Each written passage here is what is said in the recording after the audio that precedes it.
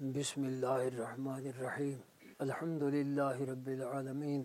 والصلاة والسلام علی سید الانبیاء والمرسلین وعلی آلہ واصحابہ اجمعین اما بعد فاعوذ باللہ من الشیطان الرجیم بسم اللہ الرحمن الرحیم وتعاونوا علی البر والتقوی ولا تعاونوا علی الاثم والعدوان صدق اللہ مولانا العظیم وصدق رسولہ النبی الکریم ونحن علی ذلک لمن الشاہدین والشاکرین والحمد للہ رب العالمین الصلاۃ والسلام علیک یا سیدی یا رسول اللہ وعلی آلک وصحابک یا سیدی یا حبیب اللہ الصلاۃ والسلام علیک یا سیدی یا رحمۃ للعالمین وعلی آلک وصحابک یا سیدی یا شفیع المذنبین۔ سامنے بیٹھ کر تعریفیں کرنا یہ رسول پاک علیہ الصلوۃ والسلام نے منع فرمایا ہے۔ بہرحال حق پر جو استقامت اللہ تعالیٰ کی توفیق سے آپ کو نصیب ہوئی اس پر ہم آپ کو مبارکباد پیش کرتے ہیں، اور آئندہ بھی دعا ہے اللہ تعالیٰ ہم سب کو حق پر ثابت قدم رہنے کی توفیق عطا فرمائے۔ ہم نے اگر اس مسئلہ میں آپ کے ساتھ تعاون نہیں کیا، ہم نے حق کے ساتھ تعاون کیا ہے اور وتعاونوا علی البر والتقوی پر عمل کیا ہے، اور یہ بھی اللہ تعالیٰ کی توفیق سے ہمیں یہ نصیب ہوا، اس میں ہمارا کمال نہیں ہے۔ اور جو لوگ حق سے روگردانی کر رہے ہیں، اصل بات یہ ہے کہ یہ معاملہ ایسا تھا کہ پہلے عام لوگوں کا جو واعظ یا مفتی یا مدرس لوگ تھے نا، ان کی بھی توجہ اس مسئلہ کی طرف نہیں تھی۔ تو جب یہ شروع ہو گیا کہ بے ادبی ہو گئی، توہین ہو گئی، اس وقت تک کسی نے مطالعہ نہیں کیا ہوا تھا، لیکن الحمدللہ رب العالمین کچھ اللہ کا کرم جو حدیث پاک کی برکت، اسے جب میں نے یہ مسئلہ دیکھا تو میرے پاس موبائل تو نہیں تھا، میں نے ایک بچے سے لیا، اسی بچے نے مجھے کہا کہ جلالی صاحب کے خلاف لوگ ایسی باتیں کر رہے ہیں، تو میں نے کہا کہ بھائی وہ سناؤ تو صحیح، کیا وجہ ہے؟ تو جب میں نے وہ سنا تو الحمدللہ آپ کا جو بیان تھا وہ مبنی برحق تھا، تو میں نے مولانا حبیب اللہ صاحب کی طرف فون کیا کہ آؤ میں اس میں آپ کے ساتھ تعاون کے ریکارڈ میں نے مختصر سا کروایا۔ پھر دوبارہ انہوں نے جب وہاں میٹنگ بلائی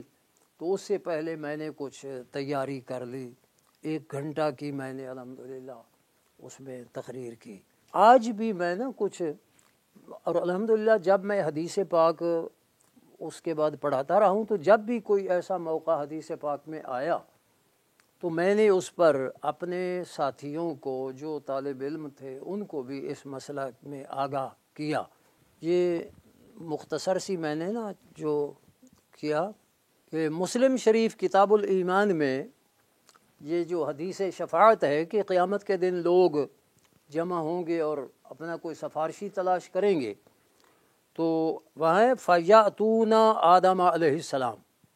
کہ وہ لوگ آدم علیہ السلام کے پاس آئیں گے، فَيَقُولُونَ أَنْتَ آدم علیہ السلام ابو الخلق فَيَقُولُ لَسْتُ هُنَاكُمْ، آپ سے جب وہ سفارش کا کہیں گے تو آپ فرمائیں گے کہ لَسْتُ هُنَاكُمْ فَيَذْكُرُ خَطِيئَتَهُ الَّتِي أَصَابَ، فَيَذْكُرُ خَطِيئَتَهُ۔ اب یہ رسول اللہ علیہ السلام فرما رہے ہیں اور اللہ کے نبی ہیں آدم علیہ السلام، تو ظاہر ہے کہ یہاں بھی مطلق خطا ہے، اور اس سے مراد خلاف اولا، اس سے مراد خطا اجتہادی ہے۔ وہ فَيَسْتَعْصِي رَبَّهُ مِنْهَا وَلَكِنْ اِيتُوا نُوحًا، وہ فرمائیں گے کہ نوح علیہ السلام کے پاس جاؤ، نوح علیہ السلام کے پاس لوگ آئیں گے، وہ بھی فَيَذْكُرُ خَطِيئَتَهُ، حتیٰ کہ جتنے اللہ کے نبیوں کے پاس آئیں گے نا، حضور فرماتے ہیں کہ فَيَذْكُرُ خَطِيئَتَهُ، وہ اپنی خطا کو یاد کریں گے۔ تو اس میں خطا کی نسبت، جب خطا اجتہادی کی نسبت اللہ کے نبی جو معصوم ہیں، معصوموں کی طرف کی گئی، تو معلوم ہوا کہ خطا اجتہادی تو عصمت کے خلاف بھی نہیں ہے۔ پھر جو بخاری شریف میں بھی یہ کتاب احادیث الانبیاء میں وہاں تو ہے کہ فَيَذْكُرُ ذَنْبَهُ، تو وہاں بھی ذنب، اب لفظ ذنب ہے لیکن مراد اس سے خلاف اولا ہے، مراد اس سے خطا اجتہادی ہے۔ اسی طرح میں نے ایک حدیث پاک پڑھاتے ہوئے کہ حضرت صدیق اکبر رضی اللہ تعالیٰ عنہ جب خلیفہ بنے تو کانا ابو بکر وکفر من کفر من العرب فقال عمر، صدیق اکبر نے منکرین زکوٰۃ کے خلاف جہاد کا قول فرمایا، تو حضرت فاروق اعظم رضی اللہ تعالیٰ عنہ کہنے لگے کیف تقاتل الناس وقد قال رسول اللہ صلی اللہ علیہ وآلہ وسلم امرت ان اقاتل الناس، کہ رسول اللہ علیہ السلام نے جب فرمایا کہ مجھے اللہ تعالیٰ کا حکم ہوا ہے لوگوں سے لڑوں حتی یقولوا لا الہ الا اللہ فمن قالها فقد عصم منی مالہ ونفسہ۔ تو جب حضور علیہ الصلوۃ والسلام کا یہ فرمان ہے تو آپ کیسے لڑیں گے؟ انہوں نے لا الہ الا اللہ تو کہا۔ یہ حضرت فاروق اعظم رضی اللہ تعالیٰ عنہ کا حدیث سے استدلال تھا، لیکن حضرت صدیق اکبر رضی اللہ تعالیٰ عنہ وہ آگے فرماتے ہیں واللہ لأقاتلن من فرق بین الصلاۃ والزکاۃ فإن الزکاۃ حق المال واللہ لو منعونی اناقا کانوا یؤدونها الی رسول اللہ صلی اللہ علیہ وسلم لقاتلتہم علی منعها۔ تو حضرت فاروق اعظم نے رضی اللہ تعالیٰ عنہ جب دیکھا کہ حضرت صدیق اکبر رضی اللہ تعالیٰ عنہ کے دلائل وہ مبنی بر حق ہیں تو آپ کیا کہنے لگے؟ قال عمر فواللہ ما ہوا الا قد شرح اللہ صدر ابی بکر۔ فاروق اعظم رضی اللہ تعالی عنہ نے حضرت صدیق اکبر کی رائے کو قبول فرمایا اور اپنی رائے سے دستبردار ہو گئے۔ یہاں میں نے جب بیان کیا نا کہ حضرت فاروق اعظم رضی اللہ تعالیٰ عنہ کی یہ خطا اجتہادی تھی، اور جب انہوں نے حضرت صدیق اکبر کو حق پر دیکھا تو اپنی اس رائے سے رجوع فرما لیا۔ تو دو طالب علم ایک مدرسہ سے آئے تھے اور اس مدرسہ کے مدرس وہ بڑے قابل ماشاءاللہ اور اچھے عالم دین، تو انہوں نے کہا جی یہاں تو خطا وغیرہ کا ذکر نہیں ہے۔ پھر انہوں نے اپنے ان استاد صاحب سے رابطہ کیا کہ ہمارے استاد صاحب نے یوں بیان کیا ہے، تو ان استاد صاحب نے بھی چونکہ اب وہ پرانے مدرسہ ہیں یعنی میری عمر کے ہی ہوں گے، مجھ سے کم نہیں، انہوں نے کہا کہ شیخ الحدیث صاحب نے یہ اچھا نہیں کیا، ایسے تو بزرگوں کی طرف خطا کی نسبت کرتے رہیں گے تو لوگوں کے دلوں میں احترام نہیں رہے گا۔ تو میں نے اس پر عمدۃ القاری دیکھی، عمدۃ القاری میں پھر میں نے وہ طالب علموں کو دکھائی کہ عمدۃ القاری میں نا وہ علامہ عینی حدیث کے فوائد کو ذکر کرتے ہیں، تو وہ فرماتے ہیں وفیہ فضیلت ابی بکر رضی اللہ عنہ وفیہ اجتہاد الائمۃ فی النوازل۔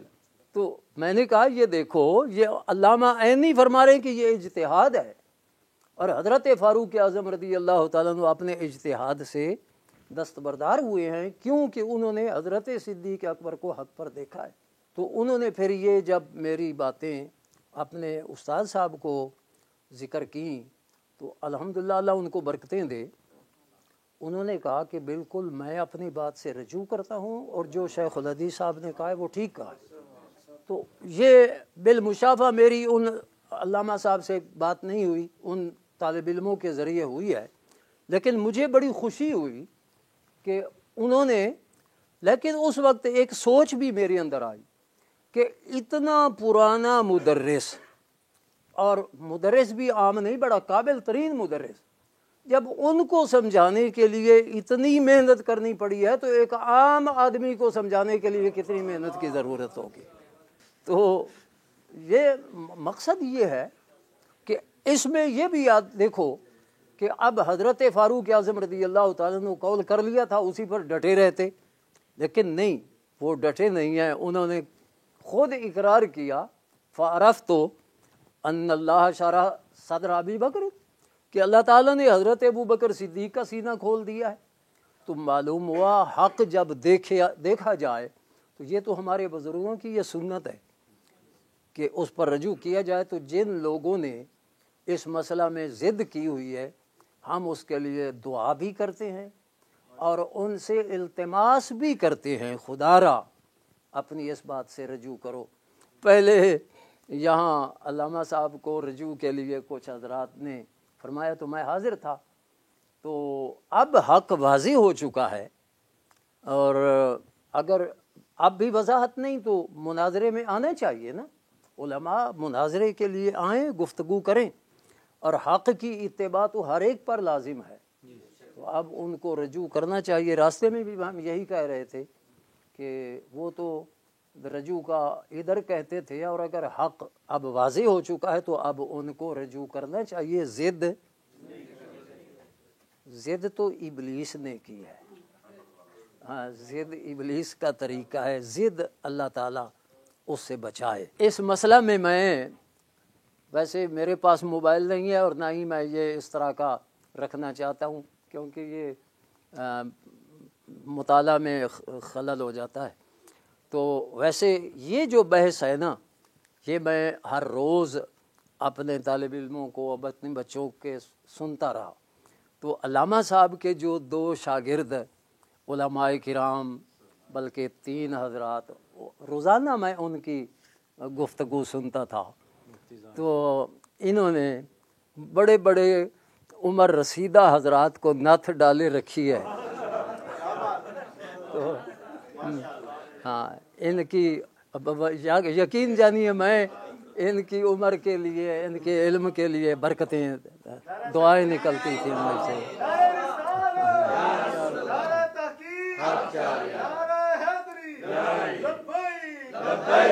لبیک یا رسول اللہ، لبیک لبیک لبیک یا رسول اللہ، لبیک لبیک لبیک یا رسول اللہ صلی اللہ علیہ وسلم۔ زندہ باد، زندہ باد، زندہ باد، زندہ باد۔ وآخر دعوانا ان الحمد للہ رب العالمین۔